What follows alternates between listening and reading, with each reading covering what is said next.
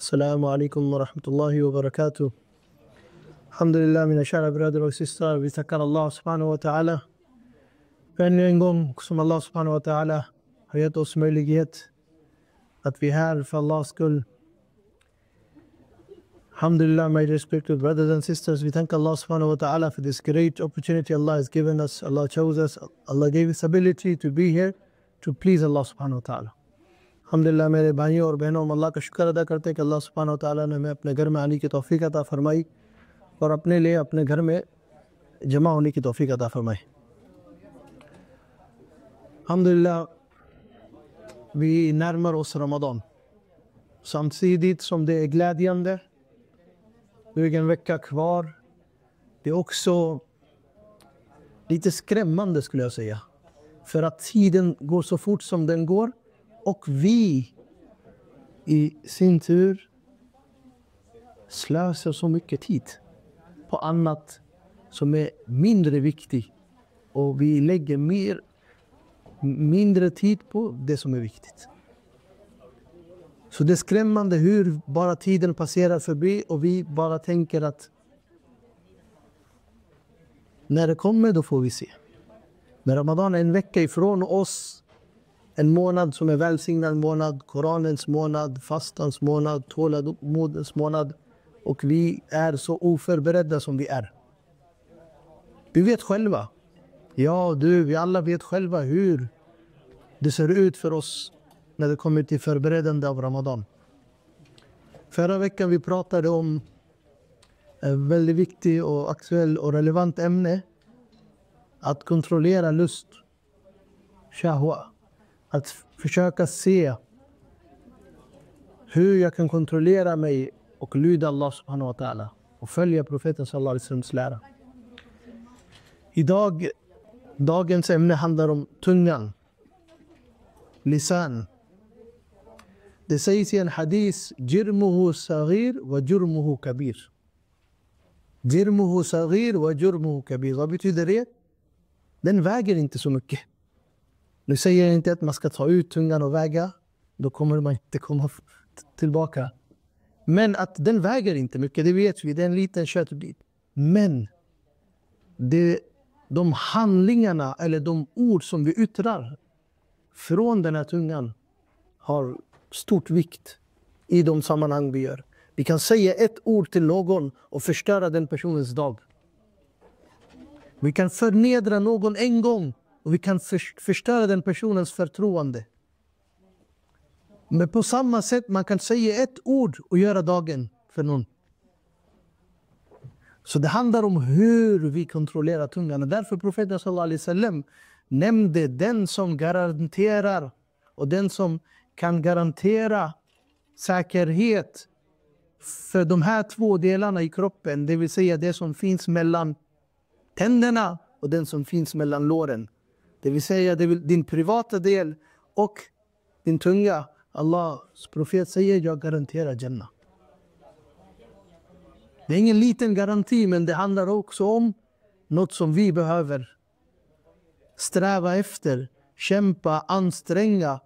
För att den här tungan dag in och ut leder oss till så många olika prövningar i livet. Att jag ogillar någonting betyder inte att jag måste på ett sätt visa så att jag sårar någon annan. Jirmuhu saghir wa jurmuhu kabir. Liten del i kroppen som kan förstöra någons dag eller som kan fixa någons dag. Men det är ditt val vad du vill göra av den lilla delen som du har i kroppen. Och sen också att vi behöver reflektera att många har inte ens talförmåga. Att jag har talförmåga, det i sig är gåva från Allah, men det är också en prövning från Allah. Vad gör jag av de ord som jag använder? Att jag kan flera språk eller jag kan prata, vad gör jag av de ord? So alhamdulillah, my respected brothers and sisters, we are closing to Ramadan, we are getting close to Ramadan, and we last week talked about desire. We can lead us away from Allah, or we can control our desire and get closer to Allah. Because Ramadan is about to get closer to Allah, to make a relation with Allah stronger. So control our desire was our last week's subject. Today is about tongue. Prophet ﷺ said in hadith, the tongue in our body is like a small part, small portion of our body, and it doesn't weigh so much. If you will put this on scale, couple of grams compared to your whole body, but it is really dangerous. It is said that this very tongue either can lead us to Jannah or Jahannam. Because it's about what do we utter, what do we say. We can make a person's day by saying a single word, and we can destroy a person's day and a person's belief by some time. Because there are people who say that I stopped coming to house of Allah because so and such a person. Because that person said to me that, or that person said to me this. So tongue is very sensitive. And on the other hand, we have to be thankful to Allah subhanahu wa ta'ala. Allah has given me a tongue, and Allah has given me capacity or capability to speak. There are many people who have tongue, but they don't have speaking power. So thankfulness to Allah subhanahu wa ta'ala is about utilizing your tongue properly. And Prophet ﷺ many a time said, Man somata naja. Many a time when we are quiet and when we can ignore an argument or dispute, we are the clever ones. We will avoid many things. Backbiting, ghiba, you name it, accusing someone or somehow arguing with someone. That's all we can avoid by controlling tongue. It's not easy, but that's a challenge. And Allah's Prophet ﷺ in saying that whoever guarantees safeguarding of the tongue, which is covered and between your teeth and which is between your legs, that's your private parts. Whoever guarantees me these two portions of body, Allah's Prophet himself saying, I will guarantee you Jannah. It's a big guarantee in hadith. Why? Because it is sensitive. Last week our topic about shahwa is connected, and today's topic about tongue is connected to this hadith. And this is something which we have to train for in Ramadan. In Ramadan you leave something which is allowed. At daytime you eat and you drink what is allowed. I'm not saying drinking, I'm saying the normal thing which you drink. So you're allowed to drink and eat. Kulu washrabu. You eat and drink, but you leave it in Ramadan. Why? Because it is commandment of Allah subhanahu wa ta'ala. You even leave halal rizq, but we cannot leave our bad habits, unnecessary talk, or the sins which we commit with our body parts. We don't leave that in Ramadan or out of Ramadan. Then the question is to us, what is the purpose of Ramadan? Ramadan is a month of training. So let us make the most of this month, coming month which is coming, and let's make most of this coming week which is left before Ramadan, that I will control myself. Of course, sometime I will be on right, but I will leave it. It is said a person who is on right, and that person, he or she, knows that I am on right, and I have right to win this discussion or this argument or this, whatever it may be, but I leave it for Allah. Allah will give you a place in Jannah. It's also in hadith. So we have to train ourselves. Many a time Prophet ﷺ was quiet. The best of speaker was quiet. He was quiet. And that's how when we learn to be quiet and learn to listen, we will learn how to speak as well. Today we speak, but we don't know how to speak because we are not good listener. So sometime if you just listen, you will point out the problem. A good speaker is a good listener first. You don't become a good speaker, you become first a good listener. So we have to learn, and that's why Prophet ﷺ, he was the best of speaker because he was the best of listener. He first of all listened to Allah and to angel Jibreel alayhi salam, and he listened to his surroundings. He used to even do mashwara with his people. وَشَاوِرْهُمْ فِي الْأَمْرِ. He was humble, down to earth. He was right, and all the time he was right, because he was prophet. But he used to be quiet many a time. Learn something from that. We will solve our, I'm saying we will solve at least our 50% problem. And that's even, I'm saying, less. We can solve many problems with just controlling our tongue, because here it starts from. Today, the big problem we have in our society, in our surrounding, is because it starts from here.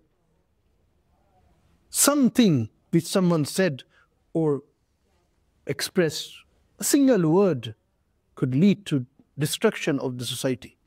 So we have to be very careful, because Allah will ask us. If we are the reason we started something, Allah will ask us. So میرے بھائیوں اور بہنوں, الحمدللہ ہم رمضان کے قریب پہنچ رہے. خوشی ایک جگہ ہے, لیکن غم اس بات کا ہے کہ ابھی بھی ہم وقت کی قدر نہیں کر رہے. میرے سمیت ہم سب بہت کم ہیں جن کو اللہ توفیق دے وقت کی قدر کریں. ایک ہفتہ باقی ہے اور ہمیں خود معلوم ہے کہ ہمیں رمضان کی تیاری کیسے چل رہی. رمضان کی تیاری سے مراد یہی نہیں ہے کہ ہم نے فریج اور فریزر بھرنے, کہ اس ویکنڈ جا کے جو ہے رمضان کی شاپنگ کرنی. یہ رمضان کی تیاری نہیں ہے, سحری اور افطاری کی شاپنگ. رمضان کی تیاری روحانی تیاری ہے, جسمانی تیاری ہے. مینٹلی اپنے آپ کو تیار کریں, ذہنی طور پہ اپنے آپ کو تیار کریں کہ رمضان کا مہینہ آ رہا ہے, کتنا مبارک مہینہ ہے. استقبال رمضان کا اس طرح ہو سکے. اس لیے آپ صلی اللہ علیہ وسلم اللہم بلغنا رمضان, یا اللہ مجھے رمضان نصیب فرما. اس لیے ہم نے پچھلے جمعے کو جو بات کی تھی شہوات کے اوپر, جو انسان اپنی شہوات کو نہیں روک سکتا, وہ مختلف ہو سکتی ہیں. یعنی انسان وہ کام کر رہا ہے جس کی شریعت اس کو اجازت نہیں دے رہی, وہ مختلف شہوات ہو سکتی ہیں. ان کو کنٹرول کرنا سیکھیں. یہ ہم نے پچھلے جمعے میں بات کی تھی, قابو کرنا سیکھیں, کیونکہ یہ تقاضا ہے دین کا, اللہ کا. اور رمضان سے اچھا کوئی مہینہ نہیں ہو سکتا اس کو سیکھنے کا. کیوں؟ کیونکہ رمضان کے اندر ہم حلال کام چھوڑتے ہیں. کھانا پینا حلال ہے نا, حلال کھانا پینا, حلال کھانا, تو وہ حلال ہے, اس کو چھوڑ دیتے دن میں. لیکن جو ہمارے گناہ ہیں, بری عادت ہے, وہ پھر بھی نہیں چھوٹتی, نہ رمضان میں نہ غیر رمضان میں. تو پھر ہم اپنے آپ سے سوال کریں, رمضان کا مقصد کیا ہے؟ اپنے آپ کو یاد دلائیں رمضان کا مقصد کیا ہے. اور ایک دفعہ نہیں, بار بار اپنے آپ کو یاد دلائیں. بچے کو پتا ہوگا رمضان کا مقصد, لیکن یاد دلانا بھی ضروری ہے. اپنے آپ کو یاد دلائیں, کیوں کر رہے روزہ, کیوں روزہ رکھ رہے. کہ غلطی سے بھی اگر پانی کا لقمہ, پانی کا ایک قطرہ چلے جائے تو مسائل پوچھنا شروع کر دیتے ہیں امام سے, مولانا سے, علماء سے, کہ بھائی کیا مسئلہ ہے. لیکن اسی زبان سے, غلطی سے, جان بوجھ کے, انجانے میں جو کچھ ہو رہا ہے اس کی پرواہ نہیں ہے ہمیں, رمضان سے اور غیر رمضان کے اندر. تو شہوات کو قابو کرنا. اور آج اسی کے جو ہمارا دوسرا سبجیکٹ ہے وہ زبان کے اوپر ہے, کنیکٹڈ ہے. کیونکہ کیوں ہے کنیکٹڈ؟ جو ہم نے حدیث کا پچھلا حصہ پچھلے ہفتے بیان کیا, اور آج حدیث کا دوسرا حصہ بیان ہو رہا ہے. کیونکہ آپ صلی اللہ علیہ وسلم نے فرمایا, جو مجھے ذمہ داری دے دے یا گارنٹی دے دے دو اپنے جسم کے حصوں کی, ایک زبان کی جو جبڑوں کے بیچ میں ہے, اور شرمگاہ کی جو اس کے ٹانگوں کے بیچ میں, تو میں اس کو جنت کی گارنٹی دیتا ہوں. کتنی بڑی گارنٹی آپ صلی اللہ علیہ وسلم دے رہے ہیں. لیکن وہ ہمارے اوپر آتا ہے کہ ہم اپنی زبان کو کیسے کنٹرول کرتے ہیں. کسی آرگیومنٹ میں جیتنا جیت نہیں ہے, اللہ کے لیے پیچھے ہو جانا جیت ہے. نبی صلی اللہ علیہ وسلم سے بہتر بولنے والا کوئی نہیں تھا, ان سے اچھا بولنے والا کوئی نہیں تھا, لیکن وہ اکثر خاموش رہتے تھے.